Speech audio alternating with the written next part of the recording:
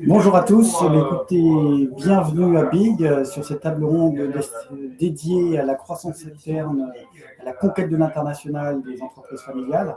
Nous sommes ravis vraiment de vous accueillir aujourd'hui pour traiter de ce sujet qui est devenu un impératif, parce que quand la France représente 3% du PIB mondial et 1% de la population, il est urgent d'aller se faire voir ailleurs, comme on dit chez BPI France, de manière un petit peu provocatrice, mais réelle.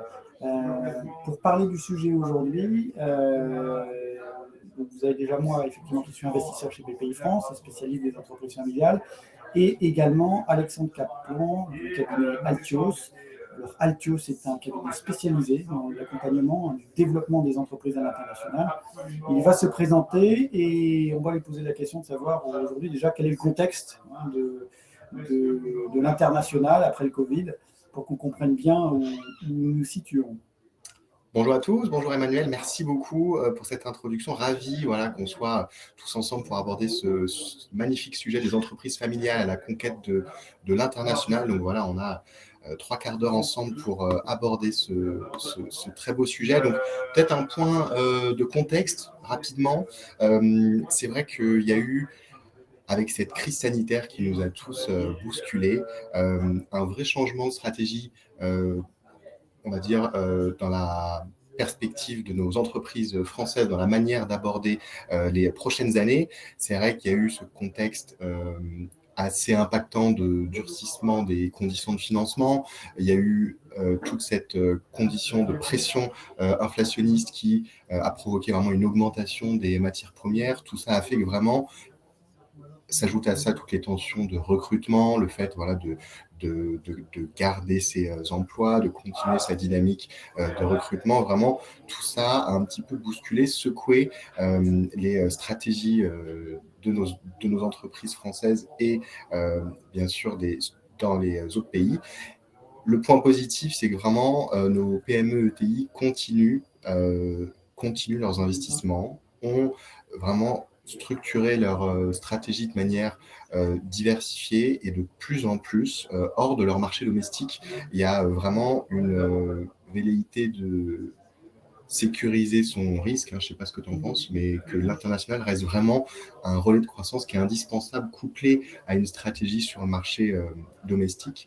Donc c'est vrai que malgré un petit peu ce contexte qu'on peut penser un petit peu nouveau, qui a durci vraiment tout le contexte, il y a quand même ces marqueurs positifs qui font que de plus en plus, il y a cette velléité de nos entreprises d'aller se diversifier à l'international pour du coup diminuer ce risque et vraiment diversifier leur relais de croissance.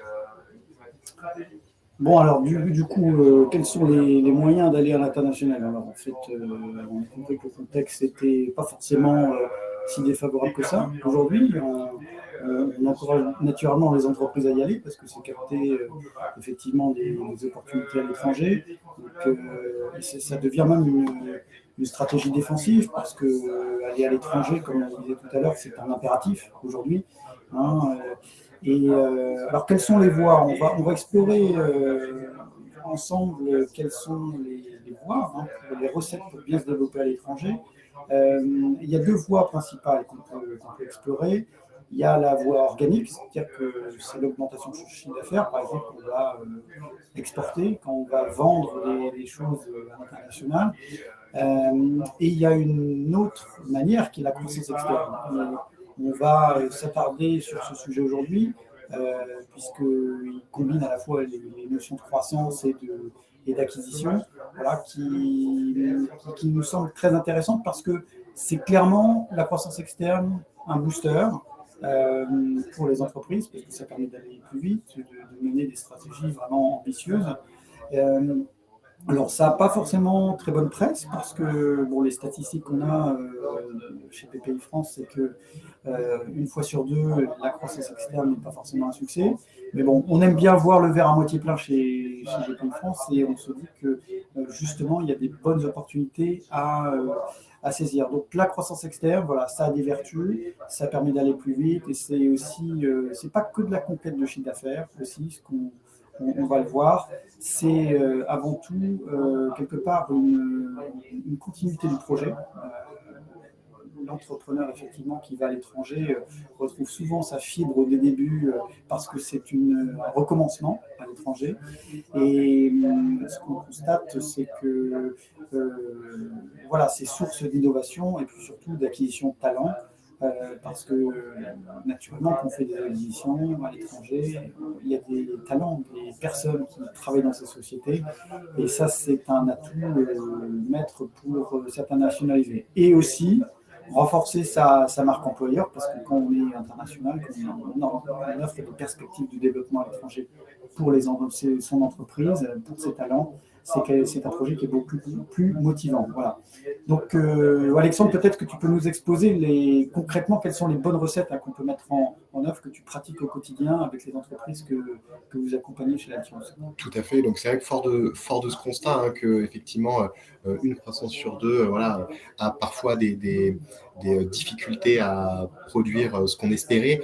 Il y a effectivement quelques bonnes recettes qu'on va voir ensemble. Comment structurer proprement une acquisition, comment éviter voilà, les pièges, les écueils et vraiment maximiser les chances de réussite d'une croissance externe. Donc, c'est vrai que, comme le mentionnait Emmanuel, c'est vraiment la croissance externe est à coupler avec la croissance organique classique, hein, pour vraiment maximiser son efficacité. Et ça a beaucoup d'avantages, comme le fait de sécuriser assez rapidement voilà, un chiffre d'affaires, des employés, des managers clés, parfois obtenir une certification dans un pays qui, par la voie de la croissance organique, aurait été plus longue et plus fastidieuse à obtenir. Les perspectives de croissance sont parfois aussi plus rapides. Donc voilà, il y a de nombreux avantages à faire la croissance externe, mais pour le faire de la bonne manière, ça impose de vraiment bien se préparer. Et ça, c'est essentiel. Vraiment, il faut prendre le temps avant de lancer une démarche d'acquisition. Donc déjà, c'est un process qui est long et complexe. En moyenne, sur un mandat un petit peu, on va dire, proactif, ou en tout cas une volonté de faire une acquisition, en moyenne, c'est 12 mois.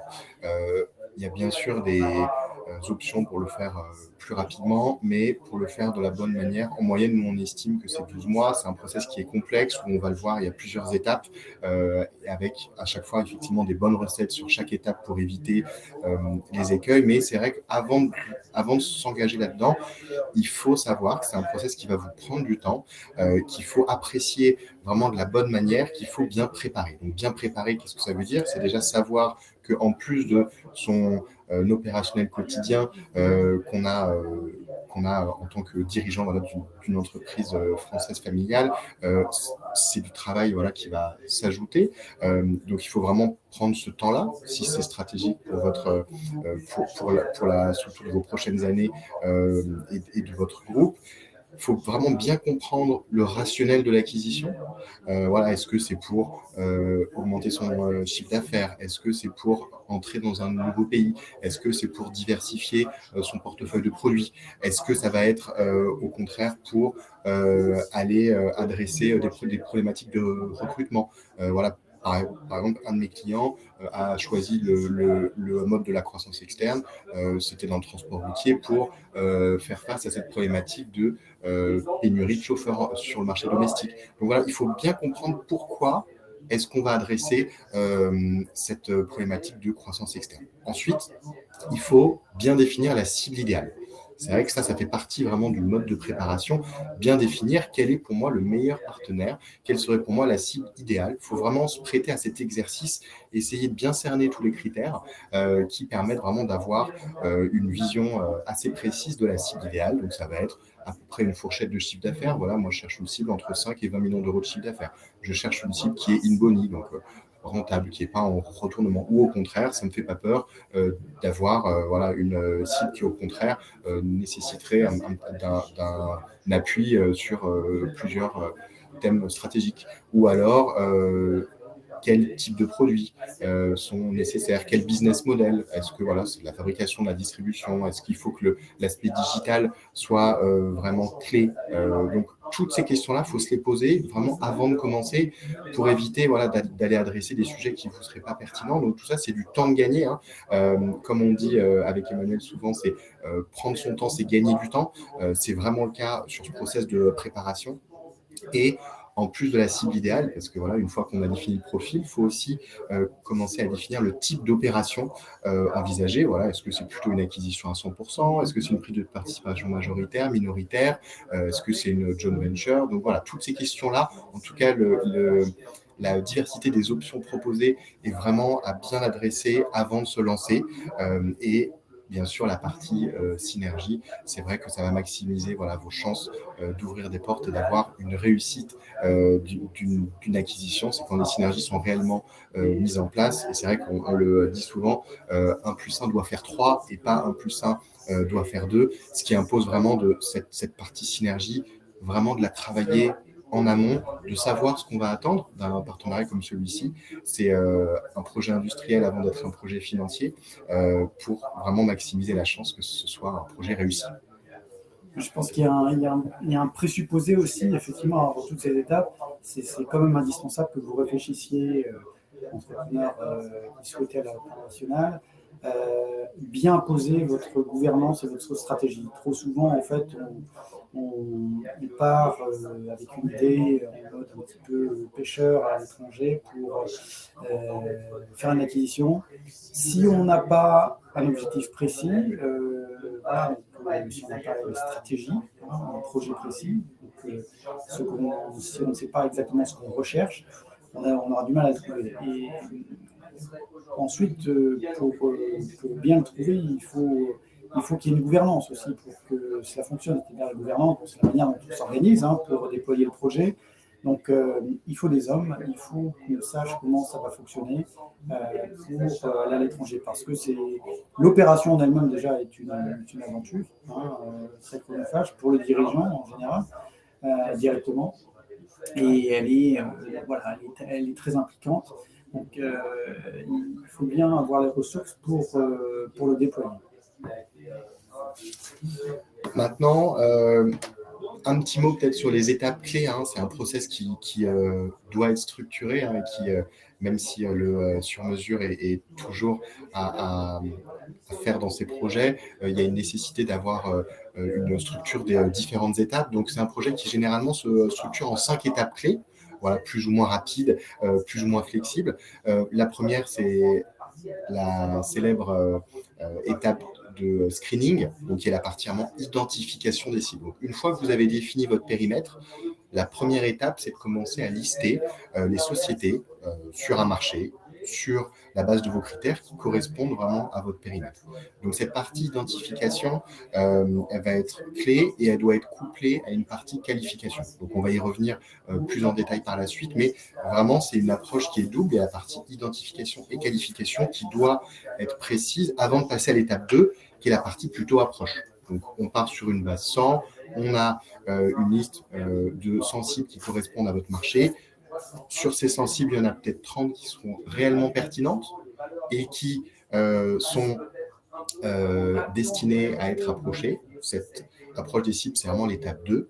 Une fois qu'on a approché ces 30, l'idée, c'est d'ouvrir le maximum de portes, de commencer à engager des discussions plus ou moins qualifiées avec un niveau d'intérêt qui peut bien sûr être variable. Et c'est vraiment l'étape 3, qui est cette étape de rencontre. On va y revenir, qui est décisive, qui est vraiment une histoire d'homme.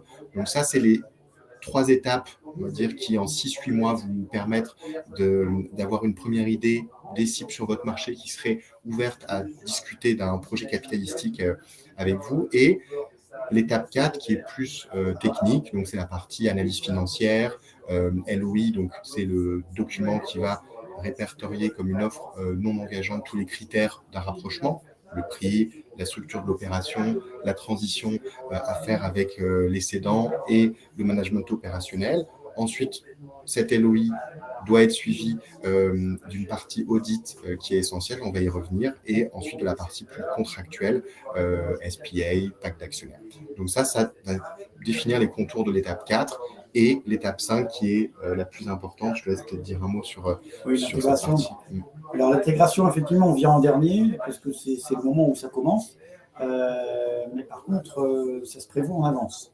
Donc, ce qu'on appelle la phase d'intégration, alors on appelle ça post-merger integration en anglais. La PMI, c'est vraiment quelque chose qui se conçoit dès le début du projet. Et une fois que c'est mis en place, bon, il faut savoir qu'on a toujours des surprises, hein, parce que ça prend toujours beaucoup plus de temps que prévu. 3 fois en général, dans ce qu'on mesure dans les opérations. Ouais. Donc, prenez bien cette contrainte en compte quand vous lancez dans une acquisition. Donc, ce qu'on vous propose maintenant, c'est sur ces différentes étapes, c'est vraiment d'aller identifier les points clés et les écueils à éviter, et on va illustrer ça avec quelques exemples. Donc, c'est vrai que sur cette partie identification, qui est la partie screening, vraiment, le maître mot, c'est d'être exhaustif. C'est vraiment de lister l'ensemble des cibles qui correspondent à votre périmètre. Le risque, c'est que si vous ne le faites pas et que c'est une approche qui est faite de façon partielle, vous passiez à côté de la cible idéale, peut-être la cible qui aurait changé vraiment la stratégie internationale que vous aviez. Donc, vraiment, être exhaustif, c'est essentiel. Comprendre le pays, ensuite, c'est vrai que la densité, le volume de cibles qu'il va y avoir sur votre marché domestique, il est peut-être très différent pour une question réglementaire sur un marché adjacent ou sur votre marché ciblé. Et une fois qu'il y a cette partie identification qui est faite, il faut vraiment prendre le temps de la qualification. Il y a beaucoup de nos clients qui, parfois, avant de s'engager avec nous, on voulait aussi se tester par eux-mêmes, ce qui est très bien, mais ce manque de qualification peut parfois limiter le fait de maximiser l'ouverture en phase d'approche, par exemple le fait de mal estimer le chiffre d'affaires ou de mal identifier l'actionnaire, donc qui est derrière. Donc c'est vrai que toutes ces notions-là, elles sont essentielles pour bien qualifier.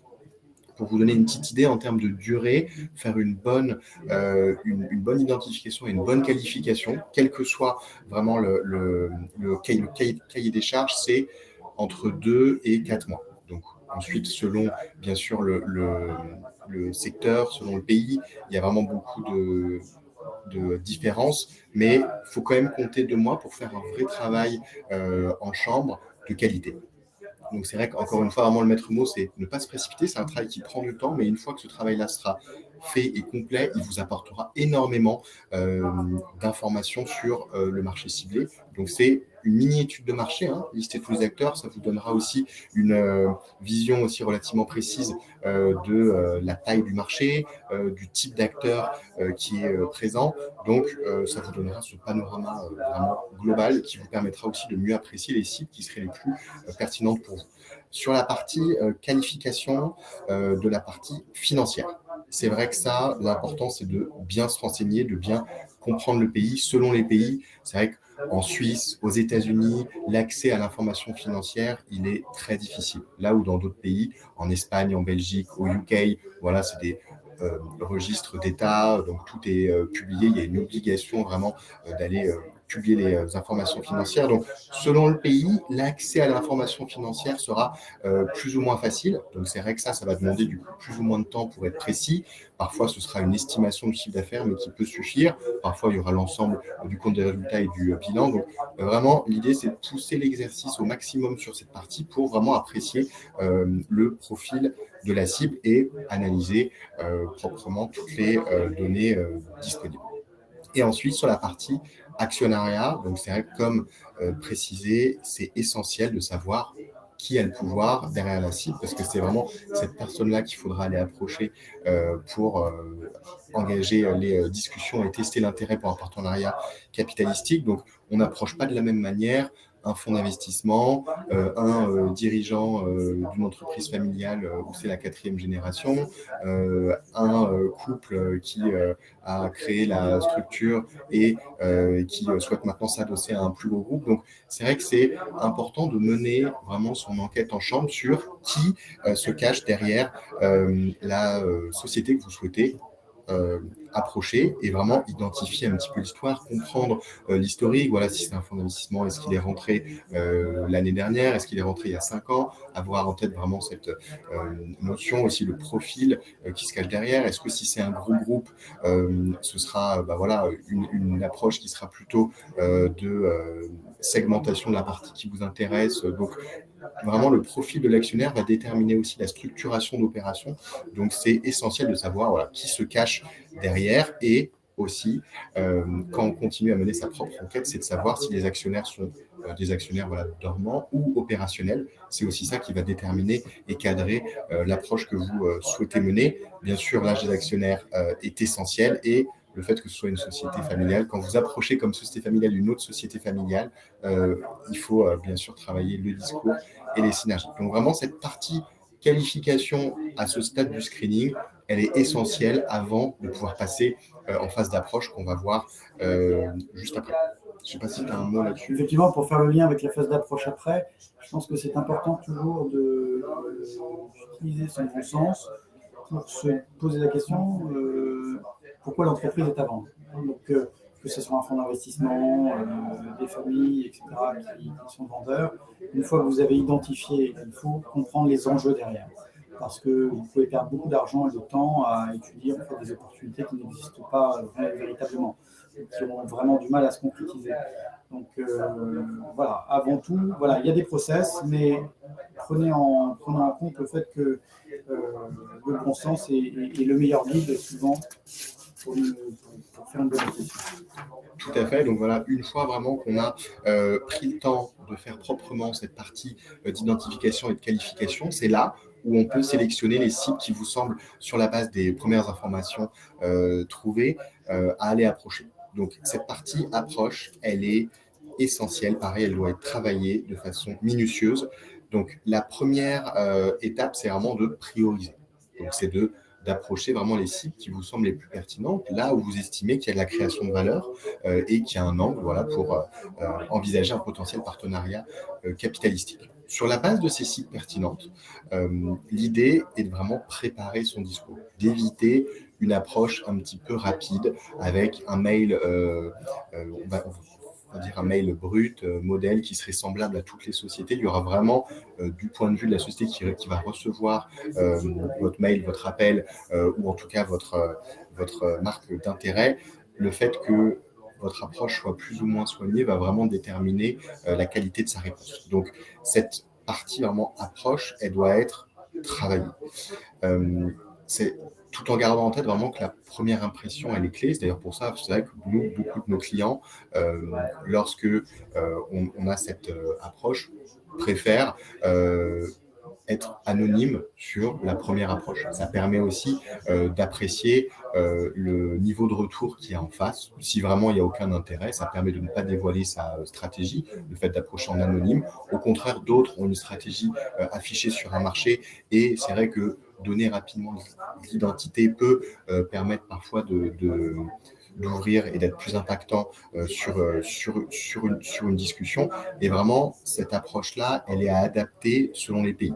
C'est vrai que selon les pays, il y a des subtilités culturelles qui sont aussi à rationaliser avec vraiment cette approche aussi de secteur. Donc, selon le secteur, selon le pays, selon le type de profil qu'il y a, il faut vraiment adapter son discours. C'est vrai que dans les pays anglo-saxons, on peut être plus rapide sur l'approche. On peut assez vite avoir un dirigeant au téléphone, là où dans certains pays comme en Espagne, en Pologne, en Italie, il faut vraiment prendre le temps de se connaître, prendre le temps de la séduction. Cette première approche, elle est clé au risque si elle est faite vraiment de la mauvaise manière ou en tout cas pas dans les codes d'un pays, peut vraiment risquer de vous fermer des portes ou en tout cas de ne pas avoir de réponse pendant un long moment. Sur le ratio de réponse, juste pour vous donner une idée, nous, de nos ratios en tant qu'experts sur l'ensemble de nos mandats, c'est vrai que c'est très variable selon les pays, selon, il y a des cycles aussi classiques économiques, mais selon les pays, selon le secteur, c'est vrai qu'au UK, par exemple, si on approche 10 cibles, encore une fois, approcher de la bonne manière, hein, avec cette approche fine, on va facilement avoir entre 4 et 6 rendez-vous, entre 4 et 6 ouvertures. Voilà, donc société qui accepte de nous parler sur la base de ce projet, là où en Allemagne, ça va être beaucoup plus prudent comme approche. Donc, c'est une approche qui doit parfois être faite en présentiel, qui doit être faite avec un certain formalisme et qui ne doit pas être faite voilà, de façon un petit peu brute. Donc, voilà, selon les pays, par exemple en Allemagne, quand on va approcher une dizaine de sociétés, encore une fois de la manière la plus brute possible, si on a entre 2 et 3 retours, ce sera déjà très bien. Donc, c'est vrai que ces ratios définissent aussi l'entonnoir qu'il vous faut au départ, hein, sachant que c'est un process qui est long et complexe, il y a beaucoup de barrières à l'entrée, et c'est vrai que ce ratio entre le nombre de sociétés approchées et le nombre de sociétés qui vont ouvrir la porte, il est vraiment à voir en tête, parce que ça vous permet voilà, de garder vraiment en mémoire qu'il faut un nombre suffisant de cibles au début de cette étape-là. Car voilà, il y a beaucoup de barrières qui se font de manière progressive. Juste un mot sur le pitch, c'est vrai que rapidement, quand on est au tout début des discussions, donc c'est vraiment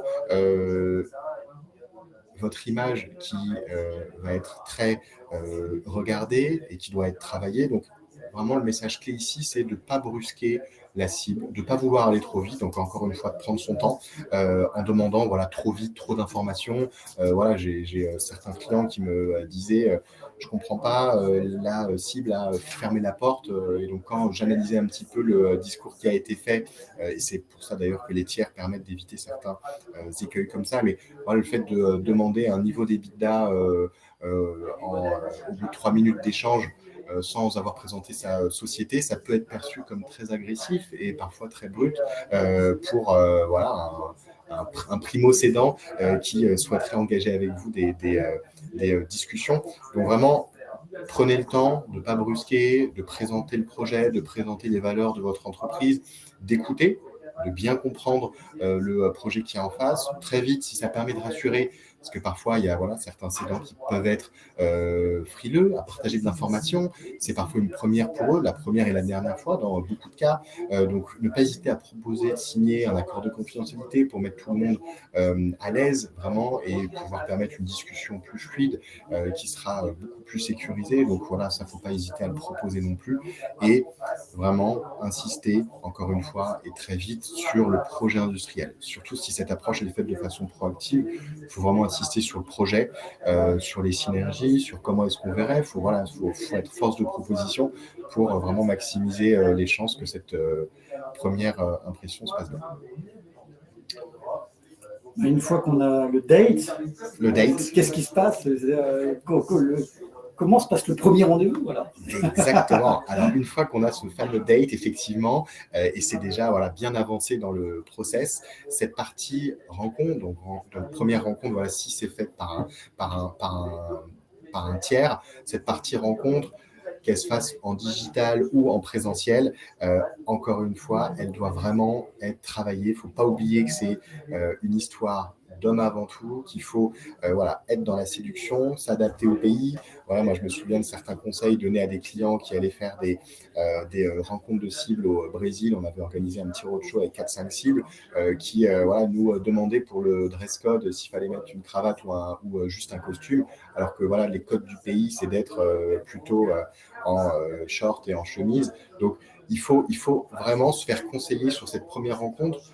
Le risque, c'est que si c'est mal préparé ou qu'il n'y a pas cette dynamique de séduction ou le fait voilà, de ne pas s'adapter à certaines coutumes locales, eh bien, ça peut vraiment froisser, crisper la relation, là où si vraiment on s'adapte, on se met à la page, on prépare en amont le rendez-vous, vraiment ça va fluidifier ce premier date comme le nomme Emmanuel. Et c'est vrai que sur deux petits exemples, c'est vrai qu'avec certains de nos clients, par exemple en Espagne, c'est très commun de commencer ce premier date par un déjeuner avant d'aller faire plutôt un rendez-vous un peu formel en chambre. Donc, ce qui n'empêche pas d'envoyer un agenda avant le rendez-vous pour lister vraiment tous les points à aborder en séance. Mais cette partie humaine, surtout que si vous souhaitez garder ensuite les actionnaires, garder le management et que c'est un projet industriel, il faut bien se connaître, il faut apprécier à travailler ensemble. Donc, c'est vrai que dans les pays plutôt latins, Italie, Espagne, même au UK, un déjeuner, un dîner, commencer par ça permet tout de suite de libérer un peu la pression, de savoir aussi comment est-ce que ça peut fonctionner. Et voilà, ce premier fit, il est essentiel.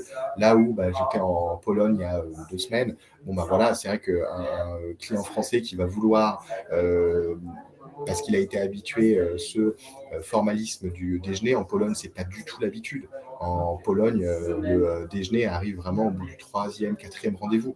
Là où c'est ce formalisme vraiment qui est en tout cas souhaité au tout début. Donc vraiment, tous ces codes-là, selon les pays, et il y en a plein d'autres, il faut vraiment les connaître. Pareil pour la partie plutôt analyse financière, si ça arrive vraiment sur la table, cette partie connaissance des multiples de marché, multiple de marché de valorisation sur votre marché domestique sera pas du tout le même d'un pays à l'autre. Donc ça aussi, il faut l'avoir en tête pour commencer les négociations. Il faut regarder les transactions qui ont été faites, il faut essayer d'apprécier un petit peu cette dimension pour éviter de se retrouver assez vite lors d'une discussion, si ça arrive et qu'on commence les négociations sur un écart qui peut également froisser. Donc voilà, toutes ces étapes un petit peu de préparation, elles sont clés. Il ne faut pas hésiter aussi à être flexible sur la partie structuration. Peut-être que votre modèle initial qui était d'acheter à 100%, de consolider sur cette partie transactionnelle, parfois peut-être qu'il faudra l'adapter, peut-être que ce sera plus pertinent d'avoir une approche en 2 temps.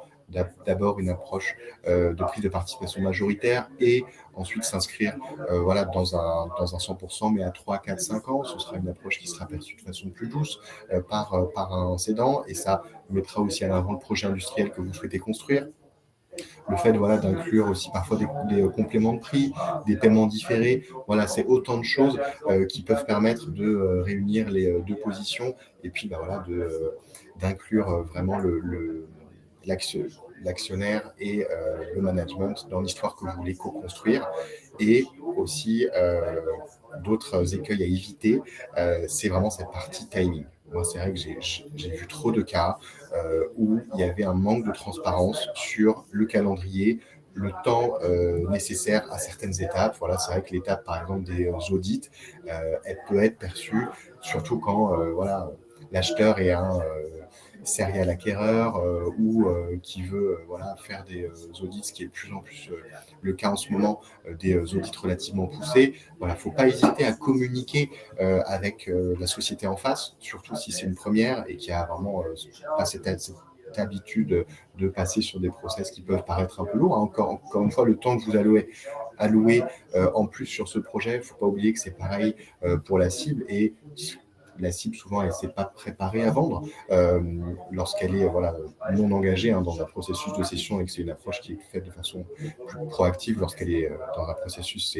c'est une autre histoire. Mais dans tous les cas, il faut être transparent sur le calendrier, ne pas hésiter à communiquer, à dire il y aura du retard. Faire de la pédagogie sur le fait que les audits, c'est long, c'est dur, que les auditeurs, les avocats, ils vont faire leur travail qui est d'aller soulever le capot et voir s'il n'y a pas d'écueil dans la société. Mais il faut vraiment faire cette partie communication, pas hésiter à passer des appels, à rassurer. Nous, c'est notre rôle constant, c'est de rassurer les deux parties, parce que le pire, c'est ce manque de communication, et c'est le fait de se voir imposer un process qu'on ne comprend pas. Donc ça, vraiment là-dessus, il ne faut pas hésiter à le communiquer, et il ne faut pas hésiter à intégrer que c'est un process qui prend du temps, mais pour les deux parties, c'est du temps, de l'énergie, beaucoup de pression, et c'est une pression qui va être croissante jusqu'au closing. Donc c'est vrai que sur cette partie-là, faut vraiment, dès le début, être à l'aise et être dans la communication. Ce que j'ajouterais, qui fait une bonne transition avec le slide d'après, c'est que effectivement, pendant ce premier rendez-vous, il ne faut pas oublier d'être dans la séduction. C'est vraiment la chose à retenir, parce que on imagine que les choses vont de soi, c'est-à-dire qu'on on pense que les autres nous connaissent et qu'on n'a pas besoin de mettre en avant forcément ses atouts. Ce n'est pas forcément quelque chose qu'on sait bien faire, nous, en tant que Français, en tout cas. Mais c'est vraiment indispensable. Donc, sans exubérance obligatoire, naturellement. Mais il faut se rendre compte qu'on est dans un acte d'achat, à l'acquisition, à la croissance externe, mais on est avant tout dans un acte de partenariat et de séduction, entre guillemets, puisque il faut aussi vendre sa solution, vendre son projet pour que les gens aient envie de vendre à vous, parce qu'il y a de la concurrence sur le marché. Une entreprise française, il y a des fonds, il y a des autres industriels qui ont envie d'acheter également, vous n'êtes pas tout seul, donc il faut mettre ses atouts en avant, parce que souvent, en fait, on part du principe qu'on est connu, mais bon, à l'étranger, a fortiori, même si on est une belle PME TI française, qui a toutes ses qualités, quand on est dans un autre pays, on ne nous connaît pas. Et puis ensuite, il faut bien mettre en avant ses atouts pour que le vendeur les perçoive. Et aussi construire éventuellement quelque chose avec eux, parce que quand on parle d'acquisition, on ne rachète pas toujours 100%. Donc, je dirais, on implique parfois les actionnaires historiques et ou les managers historiques dans l'aventure. C'est souvent d'ailleurs le grand bénéfice d'une acquisition, c'est qu'on acquiert, entre guillemets, on garde les talents. Donc là encore, il ne faut pas être brutal, il faut y aller voilà, en respectant les autres, c'est un principe universel, et ne pas oublier qu'on n'est pas tout seul et qu'il faut pour ça bien se vendre. Je pense que c'est quelque chose qui est important. Tout à fait. Donc, une fois que voilà, cette première rencontre s'est bien passée, qu'il y a vraiment un début, en tout cas, d'interaction qui est très positif, qui est lancé, qu'on a confirmé voilà, le fait de vouloir avancer ensemble sur un calendrier donné, c'est là où une deuxième barrière un petit peu voilà, plus complexe arrive, c'est le fait de se mettre d'accord sur une lettre d'intention, en tout cas les premiers paramètres d'une transaction. Donc c'est là où vraiment le fait de bien connaître son marché, d'avoir organisé un niveau de confiance avec la cible, c'est ça qui va vous permettre vraiment d'aborder les choses de la bonne manière. Faut bien préparer ses arguments. C'est vrai que lorsqu'on va partager un prix ou une idée de structuration avec une société, il faut vraiment bien préparer, pouvoir justifier ses arguments, ne pas voilà, vouloir forcément faire que le prix soit le plus bas possible. L'idée, c'est de rester dans une fourchette qui vous semble juste, qui vous semble cohérente. Le risque, sinon, c'est de froisser voilà, votre interlocuteur. C'est un exercice qui doit également être fait au niveau de la cible, parce que parfois il y a des attentes qui sont déraisonnables, souvent par manque par manque de connaissances, manque de process, par justement manque d'arguments, par une technicité financière qui n'est pas comprise. Donc parfois c'est des détails, ça va être un niveau de valeur d'entreprise et le dirigeant aura par exemple intégré le cash alors que vous non. Alors que voilà, ça va être des choses. Donc, juste le fait de clarifier vraiment valeur d'entreprise, moins la dette, plus le cash, voir s'il y a des éléments de BFR que vous souhaitez inclure ou pas, tout ça, il faut être transparent. Parce que souvent, un cédant, il va raisonner avec cette opération, combien ça va me rapporter. Et il va souvent comparer entre le fait de s'adosser à un plus gros groupe, avec tous les avantages que ça comporte. Il va voir forcément ce qu'il va perdre, il va aussi voir ce qu'il va gagner, donc il va pouvoir comparer un petit peu deux options lorsqu'il sera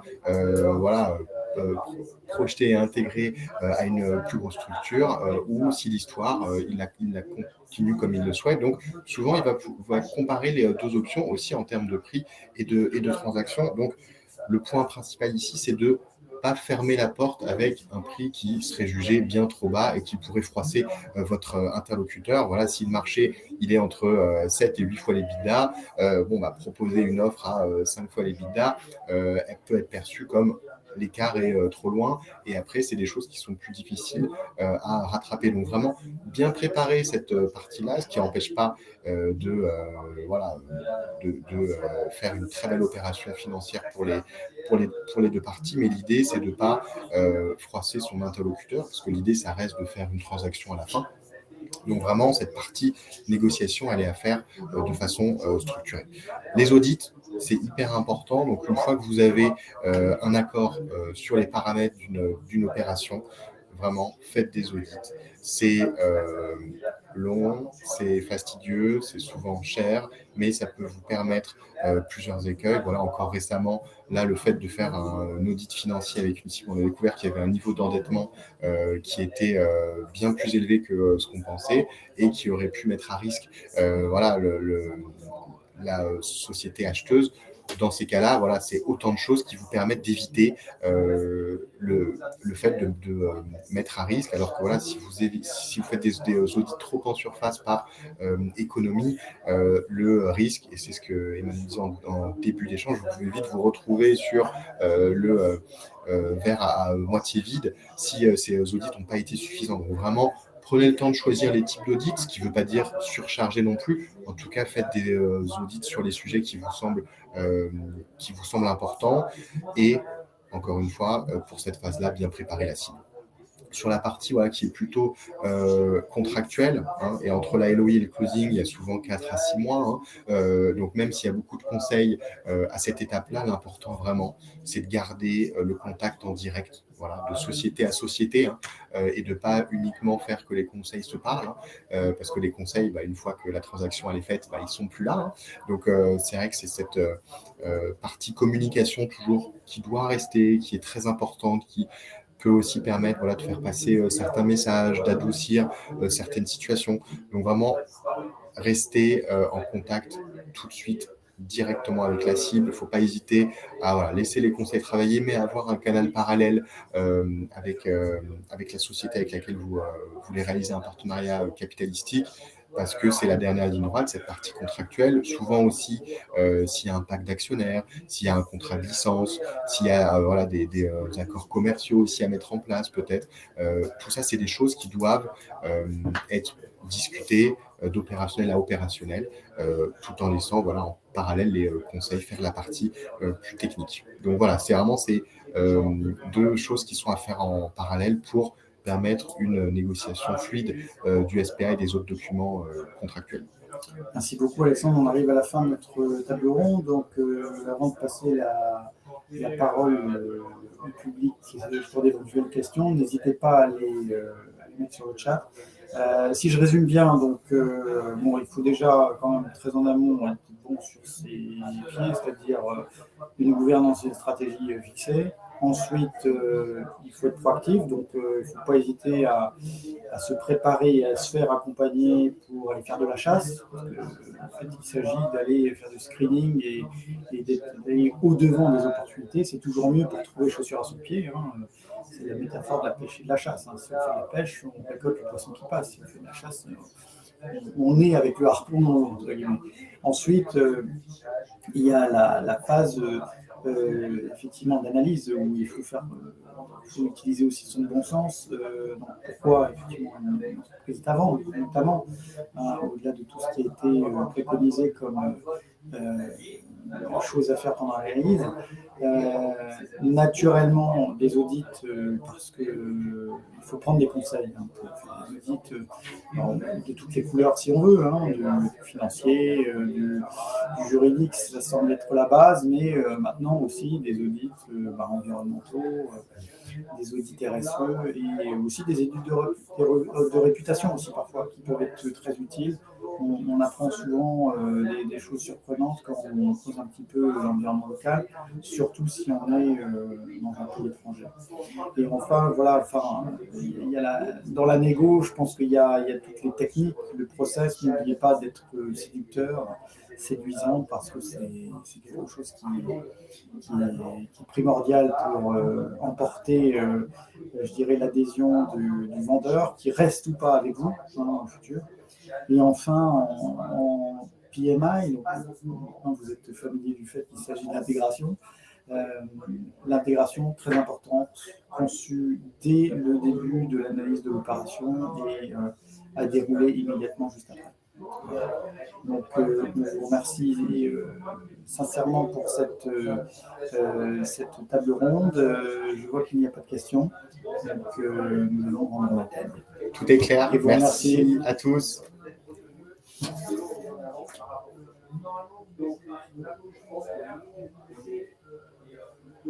Bien placé par rapport à ce qui se passe en Europe. Est-ce qu'on est prêt, très honnêtement, aujourd'hui, effectivement, sur la partie sur les PME, notre combat, c'est rendre ces lois PME compétitives. On verra pour ce sujet.